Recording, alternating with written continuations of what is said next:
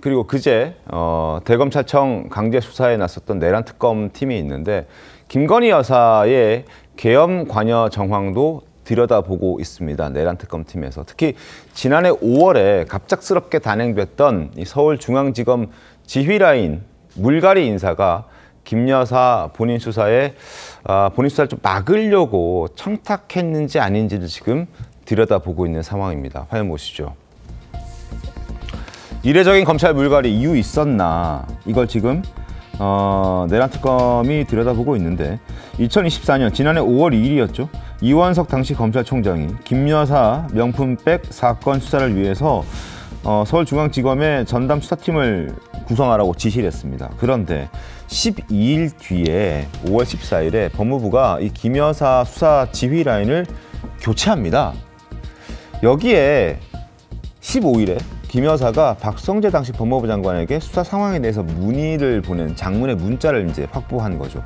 그래서 이 수사 지휘 라인 교체하는 과정에 자신의 수사 상황에 대해서 김 여사가 관여한 것 아니냐라는 부분을 보고 있는 겁니다. 내란 특검팀에서.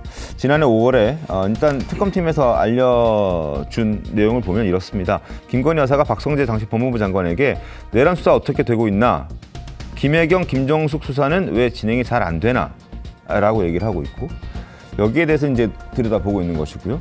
또 하나 김건희 여사 측, 박성재 전 장관 측 입장까지 보여드리면 지금 내란 특검팀에서 주장하고 있는 저건 사실이 아닌 가설적 서사에 불과하다라는 게 김건희 여사 측의 설명이고 박성재 전 장관 측도 요청에 따른 일처리는 없었다라는 겁니다. 요청 없었고 요청에 따른 일처리는 없었다라는 거죠. 요청 여부에 대해서는 언급하지 않았고 일처리는 있었으나 요청에 따른 일처리는 없었다라는 겁니다. 임지혜 변호사는 어떻게 봐야 됩니까? 만약 김건희 여사 측에서 박성재 전 법무부 장관에 일단 문자를 보낸 사실이 맞다고 한다면 네. 이제 이 부분도 사실 적절하지 않았다는 비판은 피하기 좀 어려운 측면이 있습니다. 네. 본인의 사건이 한창 진행 중인 상황이었습니다. 일명 이제 명품백 수수 의혹과 관련해서 뭐 전담팀이 구성된다, 더 들여다볼 것이다, 수사를 네. 하겠다라고 굉장히 시끄러운 상황이었는데 이 수사 상황에 대해서 당시 법무부 장관에게 문자를 보냈다. 이제 이 부분도 충분히 적절하지 않았다라는 지적 가능해 보이고요. 당시에 그 이후에 어떤 인사가 단행된 측면, 왜 그때 그런 인사가 있었느냐? 인사는 사실 굉장히 폭넓은 재량권이 부여되는 측면도 있지만 네. 특검 측이 단순히 가설적으로 이랬던 건 아니냐, 왜 그때 인사가 단행되었냐, 청탁이 있었던 건 아니냐, 가설적인 주장이 아니라는 부분을 특검이 입증해야 되거든요. 구체적으로 이런 청탁을 입증할 만한 추가적인 물증이 있는지 여부에 따라서 네. 이 내란 특검의 조사 결과도 달라질 수 있어 보입니다. 알겠습니다. 윤정근 의원님. 김건희 씨의 정말 잘못된 그 손길이 어디까지 뻗쳤던 건지 정말 상상을 초월합니다. 집권 초부터 이제 대통령실에 김건희 라인이 구축이 됐다. 이런 게 이제 공공연한 사실로 됐고 최근에 와서는 수많은 그 뇌물 수수 사실들이 있고 또 문화재 무단 침입이라고 해야 되나요? 진입이라고 해야 되나요? 하여튼 그런 문화재까지 또 대여하고 거기에 재판 관여 정황까지 나왔습니다.